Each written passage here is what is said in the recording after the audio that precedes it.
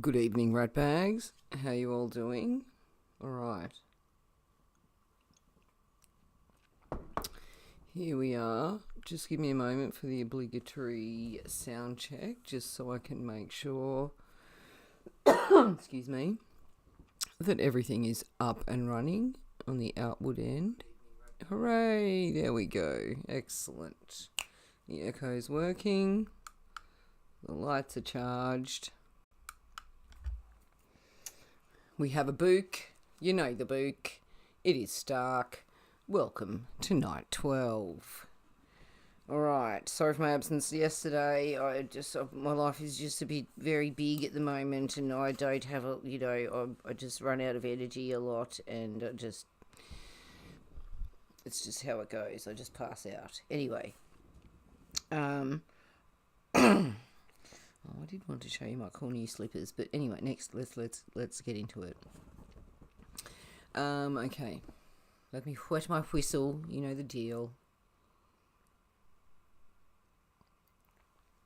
I'm the world's second most untogether person, okay? So we work with what we've got. Ready, new chapter. Facefuls. It had been an unpleasant jolt, but Sly wasn't over-worried. He reckoned he had handled the situation pretty well, and after all, it was only a dumb pomp journo. For the remainder of that night, he carried on the lonely task of unloading his assets, and by mid-morning on the following day, he was close to fulfilling his financial obligations to Stark. He decided he deserved a treat, and so he went out for a burger. A burger in a public eatery. Sometimes he got like that, fed up with the top-class food and top-class poncy people. Sometimes he liked to eat plain grub in lively, real places served by spunky students in miniskirts working their way through college. He liked to sit alone, away from the hundreds of people whose lives were in his hands. Anonymous, watching the world go by for a moment. He especially liked to watch the girls. Real girls. Girls who ignored him. Girls who wore clothes rather than bait. Girls who had their own stuff to do. He was watching a group now, 3 of them. Maybe they were from an office. They were so lively and unaffected. Why shouldn't they be? They got $300 at the end of each week and spent it. What was there to be affected about? Sly had never really got used to mega wealth. He was a bobby socks and apple pie man at heart, but you can't fake it. You can't live a simple life when you've got a complex and enormous income, no matter how much you want to. And so, occasionally, Sly would sneak out of the office just for a look at the real world, the one he had left behind when he first stitched up his friend's pie factory. He would sneak out to look at real girls and eat real food. Actually, finding real food was becoming more and more difficult, as Sly was about to discover. The yuppie decade had ruined simple food. Now every bank clerk thought he was a gourmet. Burger cuisine had arrived. Facefuls was the sort of place that would not let food alone. They had to ponce it up in some way or another. Sly could only presume that the reason for this was so that they could charge more for it. $10 for a bit of fried chicken? Well, you're paying for the Chinese lettuce and the little miniature tomatoes, aren't you? Looking around him, Sly made a mental note to move into burger franchises and designer vegetables, but then he remembered that Stark was soon to make that part of his life a thing of the past.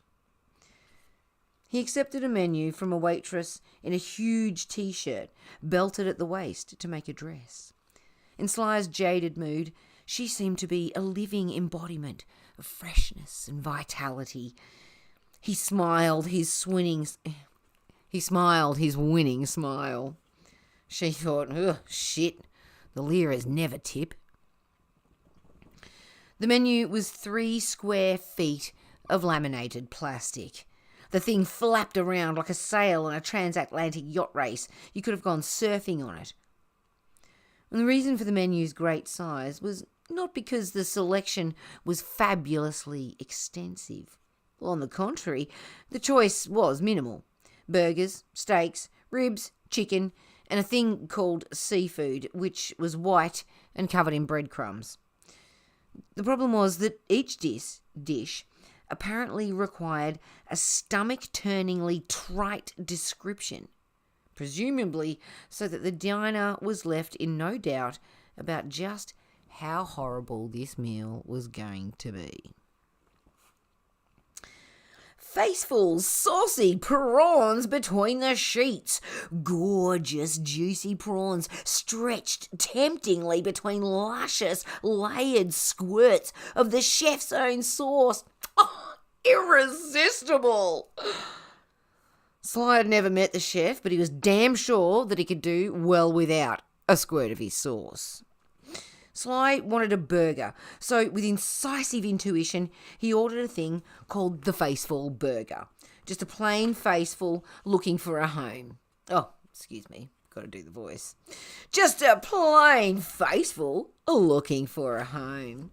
Juicy ground beef on sesame, a touch of mayo, a little exotic salad. Ah, and by the way, our fries are the best.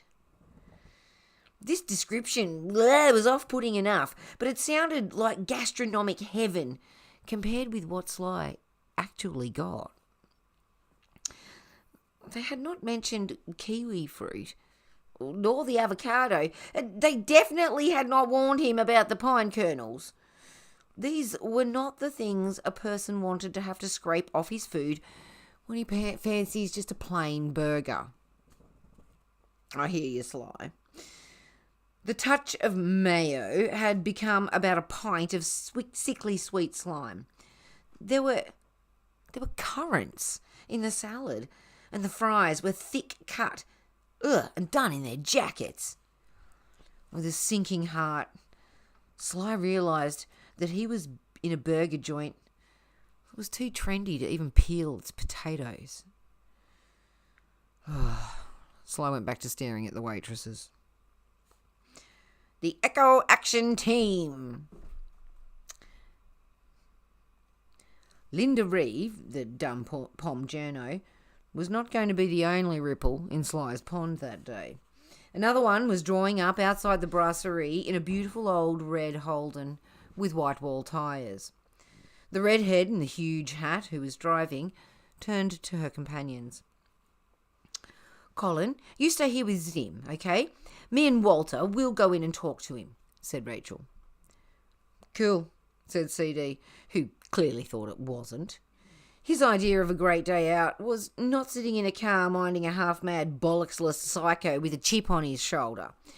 On the other hand, CD was a reasonable guy, and he realised that Zimmerman might be rather a liability in a fashionable eatery. And since Zim's terrible injury, he developed a considerable empathy for bullocks, and with it a deep hatred for anyone who served or ate veal. He didn't often go to restaurants, but when he did, there'd be big trouble if he found veal on the menu. Okay, I'll stay with Zim, he said. You stay where you like, kid, said Zim. I want a burger. So all four of them trooped in. The manager did not like the look of them, but the man in the shorts was so huge, he decided to let discretion be the better part of valour. Had he looked a little closer, well, he would have been more concerned about the thin guy in the singlet. Zim's mind was racing, and the place was liberally stuffed with large potted plants, and he was trying hard to hang on to himself. If he wasn't careful, he'd be back in the jungle once more and go for the nearest Asian businessman. CD saw the signs and hustled him through, noting to his horror a couple of thick-jowled arsehole young execs tucking into a veal schnitzel and talking very loudly to show how cool and confident they were. Luckily, Zim did not notice the veal. The restaurant, pursuing their unswerving policy of fucking up food, had elected to put tinned apricots on top of it, so Zim just thought they were eating ice cream sundaes. Rachel and Walt spotted Sly at his corner table. They went over and stood in front of him. "Yes," said Sly, looking up, glad of the excuse to stop struggling with the crappy food. Sly was a cool hand, and not to be fazed by a group of strange-looking hippies approaching him, even if one of them was blocking out the sun. He presumed that they were there to persuade him to join a new religion.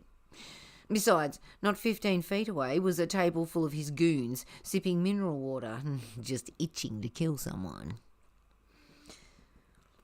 "We got to talk to you about Bullen's Creek, man," Walter drawled. "They hit the kids as well, you know. Your thugs, they just hit whatever. Like, how do you sleep, man?" Sly felt he didn't deserve this. Twice in 10 hours it had happened. First the journo bitch onto his sell-offs, and now strange giant hippies talking about Bullen's Creek. The goons were getting up from their table, but Sly waved them back. He needed to know what was going on here. Sly had not heard about the terrible racist attack on the Bullen's Creek community. Well, not many people had. And the reason for this being that Okatai Ron owned both local papers, plus one of the TV channels. News tended to be rather selectively reported when the people who were making it owned the means of telling it. Australia? That was me, not Ben Elton. Our famous media duopoly is famous across the world. Anyway, back to the story. "What's Bullen's Creek to you, mister?" said Sly. There was something about Walter that made Sly take him seriously. It wasn't his size, not entirely anyway. There was a sort of monkish sincerity about him. Sly was always suspicious of true believers. You couldn't bribe them, and hitting them didn't even help. You had to talk to them. The lean one was even more disconcerting. Sly was a very practiced judge of character, and the strength in this guy looked off the scale. Maybe he was just a very well-formed hippie, but he looked kind of like a killer to Sly. And then there was the girl. She had something too. Sly couldn't put his finger on it, but he would have liked to. He didn't notice CD. "Mr. Calboon and his people were going to pay you, bastard, but you had to make sure, didn't you? You're fucking scum, man. That's what you are." Sly nearly fell off his seat. What the hell did this bunch of penniless-looking hippies know about Calboon? Surely they weren't a group of eccentric billionaires who were in on Stark as well. "You'd better sit down and explain what your problem is," he said tersely. It was a corner table for 4, so there was only room for Walter, Zim, Rachel, Walter and Zim. Excuse me. Let me start that whole sentence again. Goodness me, I can't find my full stops. "You'd better sit down and explain what your problem is," he said tersely. It was a corner table for 4, so there was only room for Walter. Zim, Rachel and CD just hovered. "Your goons want to know whether you want them to take us," Zimmerman said, eyeing the table around which Sly's men sat. Zim's arms hung loosely by his sides, the fingers alternately stretching and relaxing. "Business associates," said Sly, again waving his security back. "Drink?" "I don't drink with vicious, violent scum, man," said Walter. "Yeah, well, me neither normally," said CD, "but I'll have a faceful force field." He'd always wanted to have a really enormous, extravagantly expensive cocktail, and he wasn't going to miss the opportunity now that one had presented itself. Faced with this collapse of solidarity, well, the other 3 said, they'd have beers. Sly gave the order, and behind the bar, the faceful force field was prepared. This, like all the other cocktails, consisted of whisking up a load of fruit juice and cream, adding about 1 measure of mixed spirits, putting 6 straws and a small fruit salad on top, and charging $15 for it. CD thought it was fantastic. What do you know about the Calboon business? Sly asked. I know one thing, man. I know that although I am a completely committed man of peace, my friend Zimmerman here is a war-crazed loon, and he wants to kill you for what you did. Sly looked at Zimmerman. Zimmerman looked back and said, If you're not eating that, can I finish your food? Sly gladly offered him the plate and prevailed upon Walter to explain himself. He learned that Walter and Calboon were old friends and that he, Walter, had been distressed to get a call to say that a gang of Nazis had attacked their community. I mean, man, you know you guys are just utter pigs, right? The dude was coming round. He was cool to take your bread and split. Rachel squirmed in silent embarrassment at this awesome lexicon of completely unfashionable terms. CD thought it sounded great. Zimmerman wasn't listening. He was trying to decide whether there really was a tinned pear with cloves on top of his burger, or whether he was just suffering from an LSD flashback. Walter continued in the same aggrieved tone. Hello, little schmoochie. I mean, why can't people just be cool? First the plane all day, freaking all the kids out, and then the fascists. I mean, just what is in your head, man? I'll tell you, bad shit, that's what. You have a head full of bad shit. You should see a doctor. Yeah, and what's more, you're going to need one when Zimmerman's finished with you. Walter turned to Zim for confirmation, but Zim had his own problems. Were those tomatoes really only the size of grapes? Well, they seemed to be. They certainly looked that way. Then again, Zimmerman had once seen a huge pink dragon in a bikini emerge from the top of his commanding officer's head, so he was aware that appearances could be deceptive. But man, if they were real, those two little balls were just about the tiniest, smallest tomatoes he'd ever seen. After a while, they started to remind him of something, and his eyes filled with tears. Sly was really worried. What did they know? What were they talking about? Who the fuck were they? And why did the tough ones look so homicidally upset? Oh, sorry. My swear words scared the rat. More Zoe.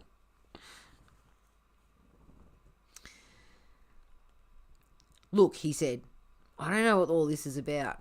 Well, sure, I have an interest in bullens, but this is the first I've heard of any attack. Well, this was too much for Rachel. Oh, come on, Moorcock. First, you offer a huge amount of money for their land, God knows why, and then, when they hesitate for 1 second, they get beaten up. What do you take us for, a bunch of airheads? Sly decided not to answer that one. He was still confused, but he was also relieved. They didn't know why he wanted the land. They didn't even seem interested. I mean, why the hell do you even want the land? Asked Rachel. It was the first time Sly found himself disliking this girl. Also, the tough hippie was beginning to look alarmingly volatile. Well, he sure looked angry. Sly decided to try and take control. What you doing, buddy?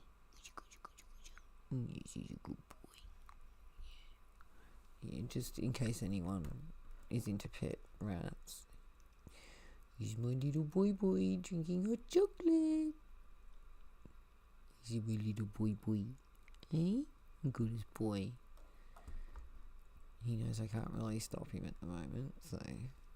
He's a cheeky. You're a cheeky boy. I want some of that. No, let me have some.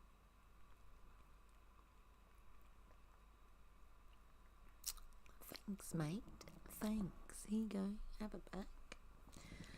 Alright, sorry. Enough about me. Back to the story. Alright. Anyway.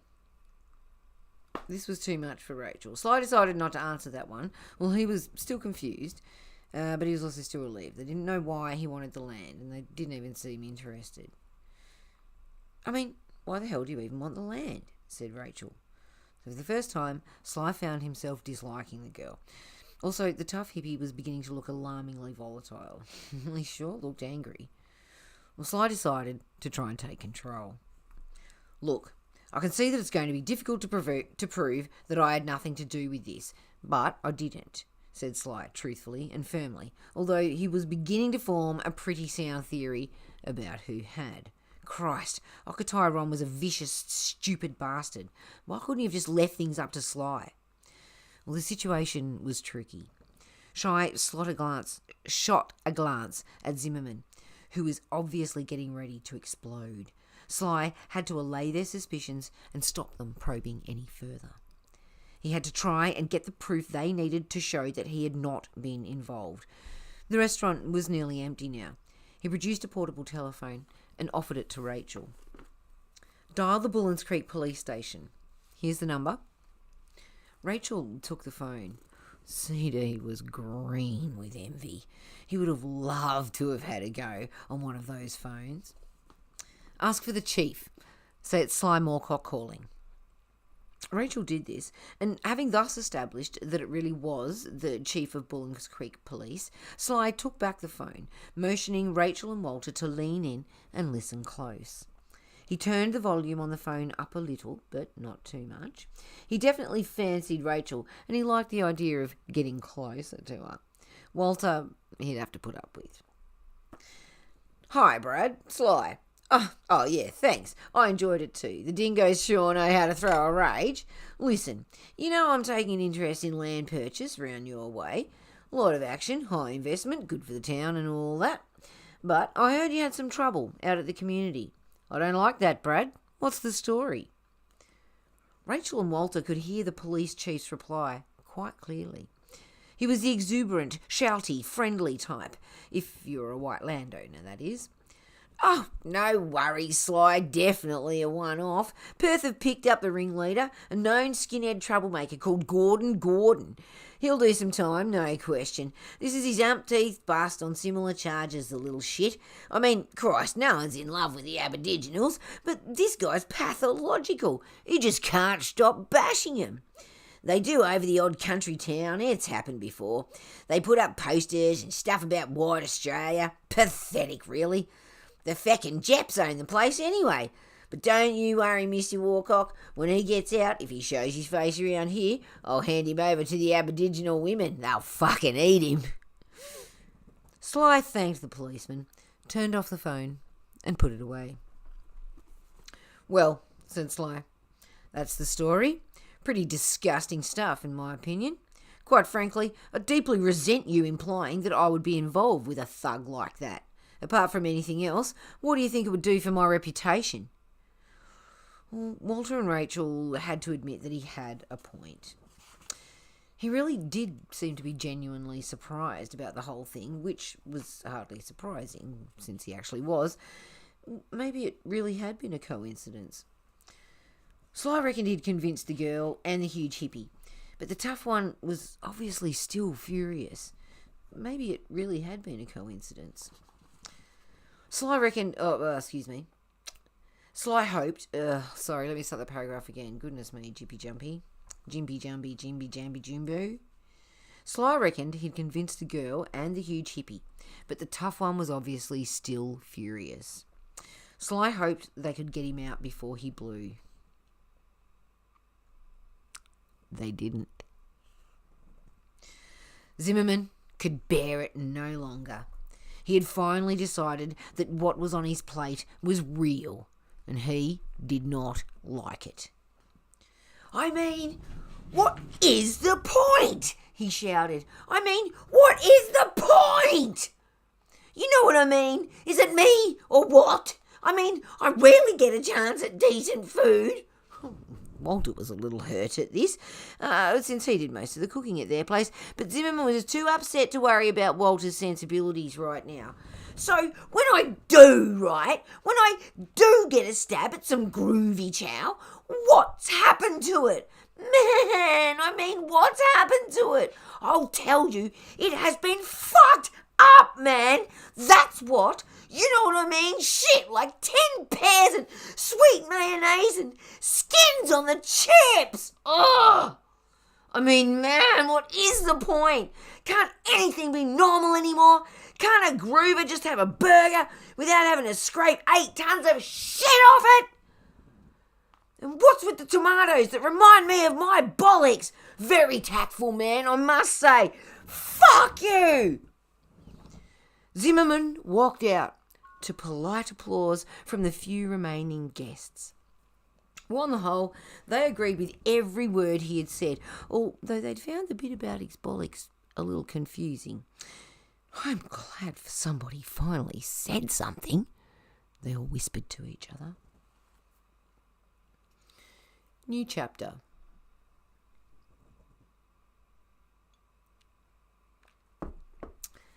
Dinner near Singapore.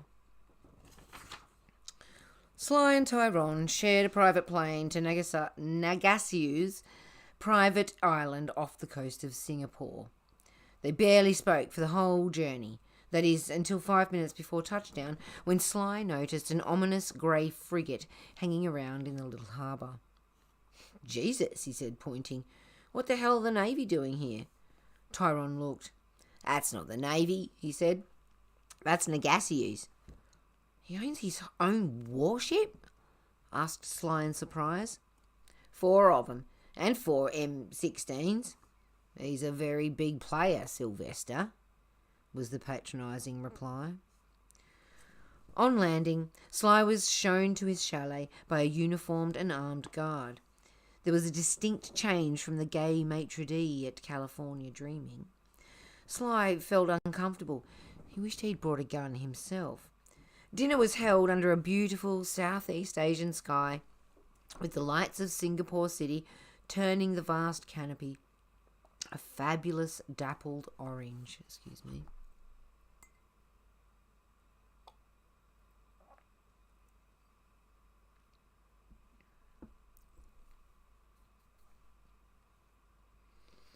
Well, there's one thing I'll say for pollution, said Tyrone bluntly as they took their seats. It certainly improved the views. The damn stuff's so thick, the light just bounces back at us. And the heat. Excuse me. He added more morosely. The terribly unnatural heat of that southern summer was scarcely relieved at all by the coming of night. Even in the time that had elapsed between dinner in Los Angeles and this, Sly's second session of the World Government of Money in Singapore, he could sense a gathering urgency in proceedings. There was less preliminary chatter. People wanted to discuss the project and nothing else. Despite the fabulous tropical spread that Nagasiu had laid on, nobody felt like eating much. They picked at the odd irradiated bit of fruit, but the atmosphere was too tense and edgy to really hop into it. Besides, a starlit picnic loses some of its charm when the waiters are packing machine guns and there's an armed warship in the bay. A lot of this security was, of course, to do with Nagasiu's own private operations and nothing to do with Stark, but it all contributed to the general air of fatalistic doom. See about that Slampacker. See about that sludge slick in the eastern Atlantic? Slampacker observed gloomily. Jesus, we weren't expecting those for years. Oh, sorry, 6 different accents. Slampacker was still in the chair. He seemed to be unofficial president of the board. Many of the other faces had changed, though. Understandably, due to the location, there was a larger contingent of Asian billionaires. As with Los Angeles, though, it didn't matter who attended, because any conclusion that the discussion produced would be instantly beamed to all interested parties. I've seen pictures, Slampacker continued. Yeah, green and yellow and red bubbling goo. The damn thing looked like one of my burgers with the lid taken off. Slampacker spoke in English. Much to Sly's relief, English remained the lingua franca, despite the majority of the group being Asian. Tex Slampacker was referring to yet another man-made ecological disaster, a horrible, stinking, messy disaster. But that wasn't what worried him. It was the timing. It had come too early. He felt like a man who conscientiously plans his dental appointments and suddenly an unwise toffee pulls half a pound of metal out of his teeth. God spit and the Doomsday Group. In order to provide some parameters to their desperate rearguard action some 20 years before, the Stark Consortium, which Sly was discovering was much older than he'd first thought, had set up a top-secret research team to predict the point at which world echo balance would become critical and drastic final action would have to be taken. For example, they had known about the connection between aerosols and ozone a decade before public research reached the same conclusion. Well, this was partly because the Doomsday Group, as the research team was called, were far better funded than the government research, and partly because with the edge that their extra knowledge gave them, Stark were able to perpetrate a highly effective disinformation campaign. Hence, holding back aerosol bans for 10 years, causing countless cancers, and making an awful lot of money. Excuse me. The Doomsday Group had also predicted the terrible slime slick to which Slampacker was referring. They had informed their masters that in the not-too-distant future, the pointless over-farming of the industrial world would cause large quantities of nitrates and phosphates to gather in the sea, caused by agricultural runoffs. These would eventually turn the sea into a kind of nutritional soup for the ever-present microscopic algae which thrive on those elements. Having been given such a good free meal, these oxygen-consuming algae would multiply rapidly and gel into a vast floating slimy glob, doubling in mass every 24 hours and continuing to do so until they had used up all the available nutrients. The problem with this glob, apart from, the obvious bummer of having 2 feet of scum covering part of the eastern Atlantic, is that these algae use up so much oxygen in their phenomenal reproduction that they stifle everything else in their bit of sea. A level of 3 million algae to a litre of water is fatal to marine life. Underneath the slime slick that had so upset Slampacker, levels were running at 10 million a litre. That is a very overcrowded jug of water. God's spit, as the Doomsday Group had called their prediction, for obvious reasons, was one of thousands of documents that they had submitted to Stark over the years, and now, yet again, they had been proven right. God had spat on the ocean. But, excuse me, but what was worrying Slampacker and his companions so much that night was the timing. The particular disaster had not been predicted for at least another 5 years. It had happened too early. As an isolated incident, this would be acceptable, but the Doomsday Group were having to constantly revise their predictions backwards as events overtook them. Species of animal that were not meant to die out until mid-21st century were already extinct. Trees were proving far less resilient against acid dieback than had been hoped. And this meant that the bottom line vanishing point, the moment at which the world will cease to be able to sustain balanced life, it was approaching much faster than had been expected. It's coming towards us quicker than we are going towards it, Slampacker explained, unnecessarily.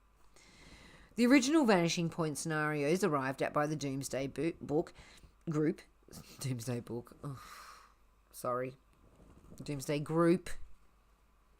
had been really quite optimistic. They reckoned we had 3 generations at least. They did not see a total breakdown happening until at least the second half of the 21st century. At the time, the fledgling group that was to become the Stark Consortium had taken great comfort from this, hoping that perhaps technology might come up with solutions that did not require them to take the drop in profit, thus relieving them of the terrible necessity of having to intervene directly. It should be remembered that the first article of the unwritten constitution of the notional world government of money is that under no circumstance should anyone be expected to take action that would reduce their profits, whatever the consequences of not taking action.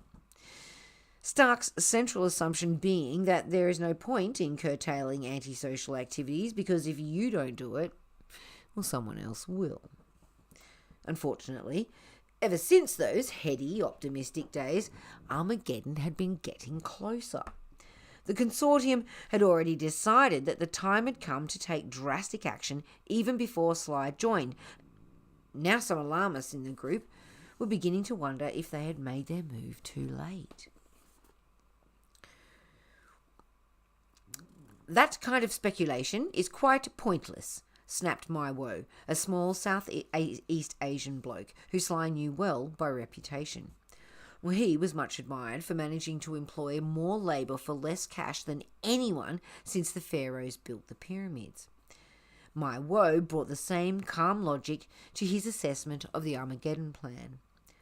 Whether we are too late or not is a non-variable. We cannot affect it, he said, accepting a cheesy nibble from a waiter in a steel helmet with a small howitzer under his arm. We might presume that the vanishing point is upon us and that we must act immediately. This we have done. So let us put panic from our hearts, our shoulders to the wheel, and act as swiftly and efficiently as we are capable of. He spoke as if they were embarking upon some great public work, rather than the cruelest and most selfish plan ever imaginable. He made the others feel good about themselves. Possibly this was how he managed to persuade his enormous workforce to labour so philanthropically on his behalf. Maybe it was because in his country trade unions were virtually illegal and the opposition were all in prison. Mr. My Woe is of Mr. My Woe is, of course, absolutely right, Slampacker said, and hence I have asked Professor Durf of our Armageddon coordinating group to say a few words on what measures we're going to have to employ in order to accelerate our preparations to meet vanishing point when it hits us. Professor Durf? Professor Durf and the avalanche effect. There was a smattering of polite applause as the dynamic young South African rose to his feet and fixed them with his one eye. The other one having been lost doing his national service. He claimed that he had lost it at the hands of a black soldier, which was true in a way. It had been a black orderly who had over-polished the floor of the officers' mess, on which Durf had skidded, stabbing himself with a cocktail stick and thus fixing a small sausage to his left eye. Well, Durf was present at the dinner because obviously a group of people whose talents are centred around making money could not operate the sort of project that they were planning on their own. Hence, over the years, a carefully selected and heavily controlled group of experts had been recruited to the team. All were shadowed and monitored day and night by a vast army of agents who had no idea what they were watching for. Just as most of those being watched, like the Doomsday Group for instance, were completely in the dark as to the nature of the ultimate plan that they were unwitting pawns of. Sad to say, science is no longer pure. Commerce pays for it, and commerce calls the tune. Doomsday Group scientists produced results for their corporate masters, just as they produced aerosols, defoliants, and new methods of sticking sugar frosting to cereals. Professor Durf, head of all of Armageddon Coordinating Group, was one of the handful of people outside the actual world government of money who knew the true nature of the plan. He was part of it. Since the death of his predecessor, Professor Blakely, he was one of its principal architects.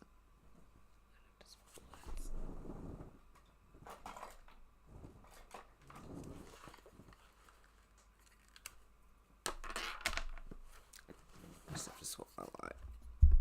This one's old and the battery doesn't last as long.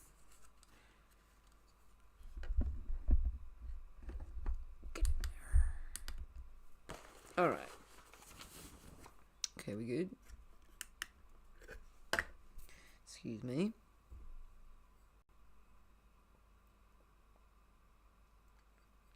So, Professor Durf, he's an essential boffin, and he happens to know the entirety, or so it seems, of the plan. And since the death of his predecessor, he is one of the principal architects. Despite his central role in the Stark conspiracy, there had been nothing sinister about Blakely's death. He had not been on the verge of spilling the beans. People just die, that's all. Although, with hindsight, the more thoughtful members of Stark realised that the cause of his death was chillingly ironic. He had been on a skiing holiday at Klosters in Switzerland and had been killed by an avalanche. Killed directly by an avalanche, that is, but at one remove he was killed by the fires on the Mersey and the Thames and the Tyne. Klosters used to be pretty safe. It still is, relatively, but nonetheless, all over Europe the ski resorts are becoming ever more plagued by avalanches. In fact, so bad has the problem become that whole alpine villages are being forced to evacuate themselves when the warnings sound. Now one might say, more fool then, how stupid, now one might say, more fool them, how stupid to build their alpine villages in the paths of potential avalanches. The point is, of course, that for hundreds of years the villages have been perfectly safe.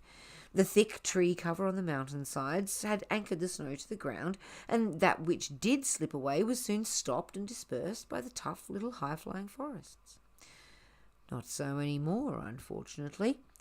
Acid rain, sweeping across Europe for 100 years or more, has dissipated the forests.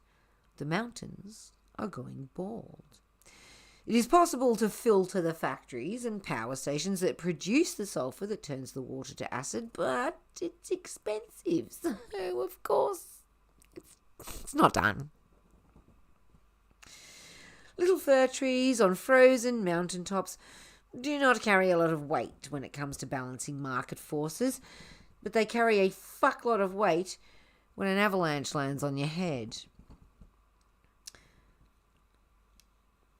Professor Durf was addressing the assembled party. Gentlemen, as you have been discussing, the Doomsday Group no longer feel able to make a prediction as to when the world's chain of being will collapse under the pressure of having to generate capital. We may have 2 decades, we may have 2 minutes. The avalanche factor teaches us that we are simply not sophisticated enough to compute the myriad possible knock-on effects that could result from any one of the millions of environment-shifting activities in which you and your colleagues are engaged.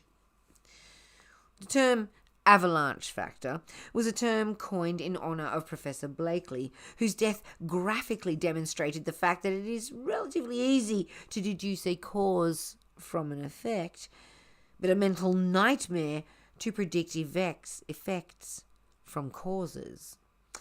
Who could possibly have figured out that a factory in Manchester would cause an avalanche?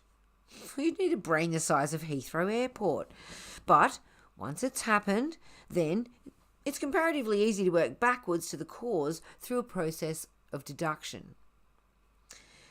Causes do not become identified as causes until they have taken their effect. And meanwhile, you've got a mountain on your head or an ocean completely covered in smoker's phlegm. This was what the world government of money feared most. The rogue eco-catastrophe, so unexpected, so obvious after the event. The unpredictable disaster that would cheat them of their prize in the race for a solution to their predicament. The avalanche factor. It is because of this terrible uncertainty, continued Professor Durf, that we have decided to reassess our timetable. It would be most regrettable, I think you'd agree, to achieve all that we have planned and then to die of skin cancer or suffocation on the morning that we have decided to push the button. This was a joke. Professor Durf was a smug facthead, the sort of idiot who would annoy an entire cinema full of people by sighing and laughing loudly at the scariest bits of a horror film and then come out at the end saying, so that everyone can hear, but that was absurd. It's my bedtime. Get ready for bed alarm.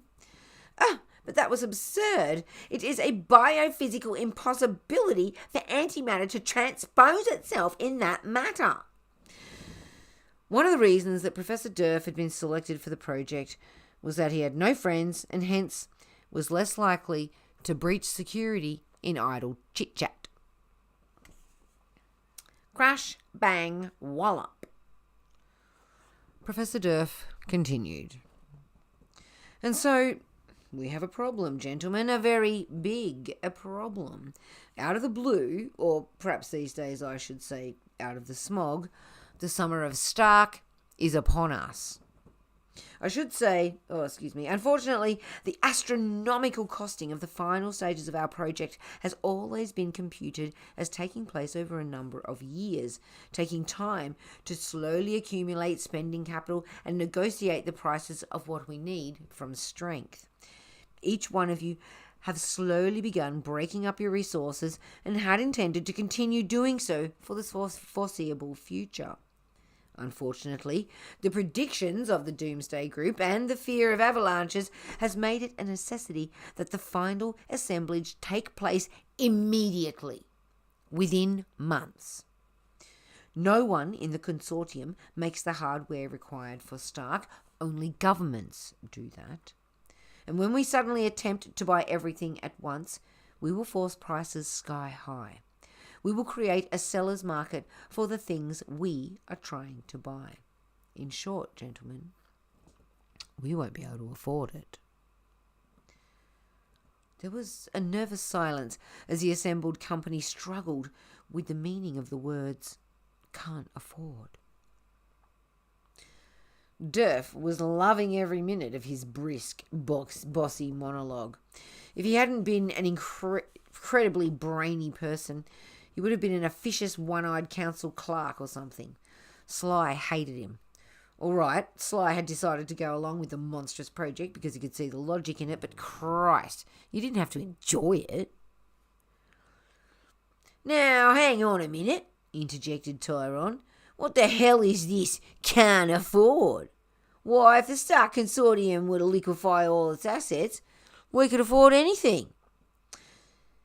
But of course, Mr. Tyrone, replied the aggravating Durf, and over years it might even be possible for all of the members to do so by bleeding small sections into the market piecemeal, as you've been doing all along.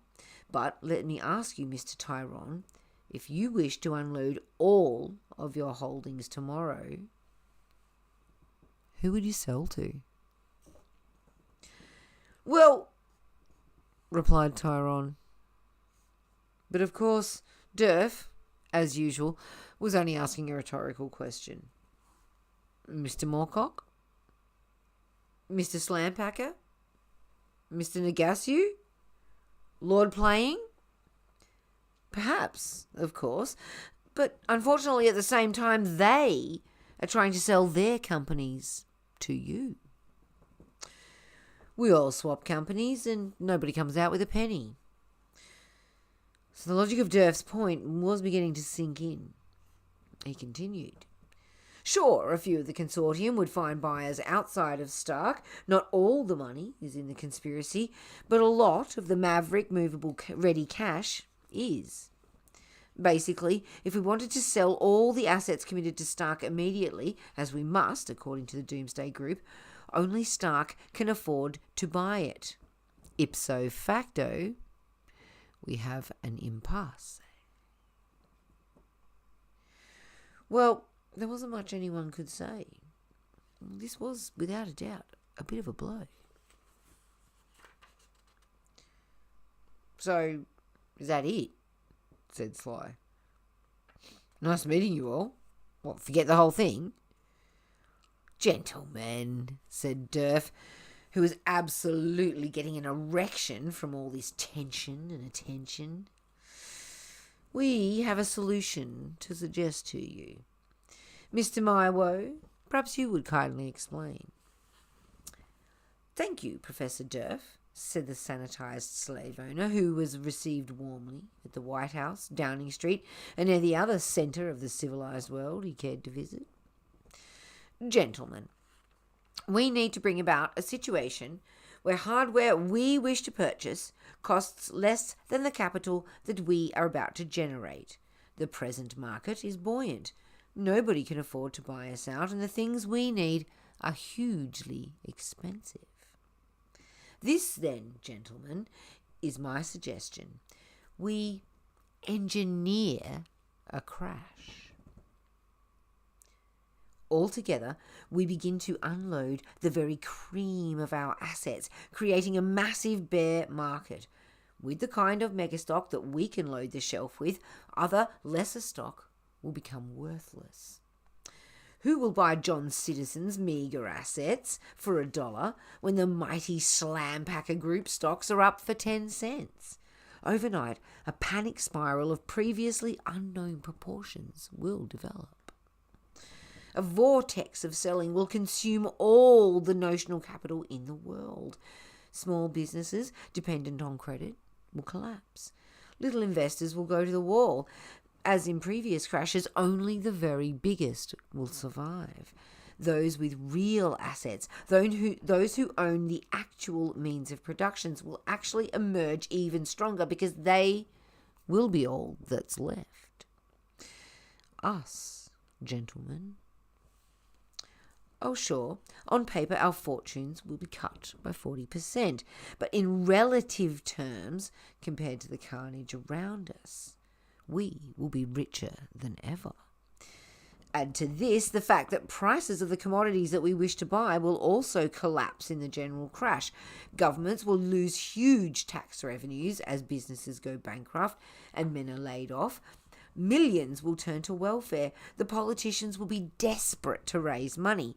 Then, gentlemen, then it will be a buyer's market, and we will be buying. In the months following the collapse, which will be our site construction period, governments will be counting their pennies to buy food. I should imagine everything from solar paneling to orbital guidance satellites will be in the bargain bazaar.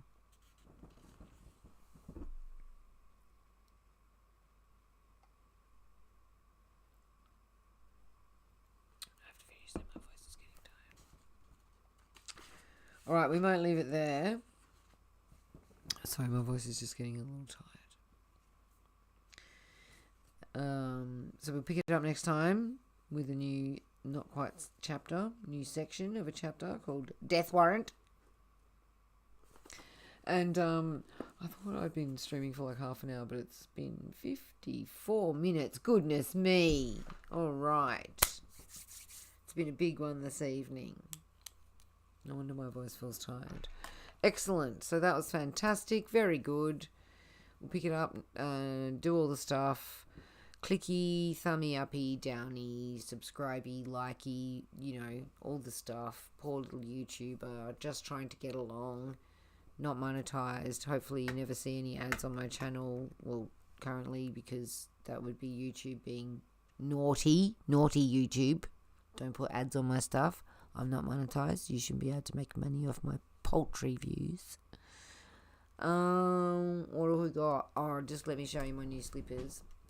My old slippers, they're very old and they fell apart. So they're not going to make it through another winter. So I went to the op shop and I found these, which still had, they're brand new, still had all the stickers on them. And they're fur lined and they're like waterproof. And they're fluffy and they're like this weird squishy. They're like some Asian kind of style. I love weird Asian fashion. Yeah, and they're really like big And they feel like clown shoes, and they're quite funny. And they're quite funny and hilarious and humorous to wear. And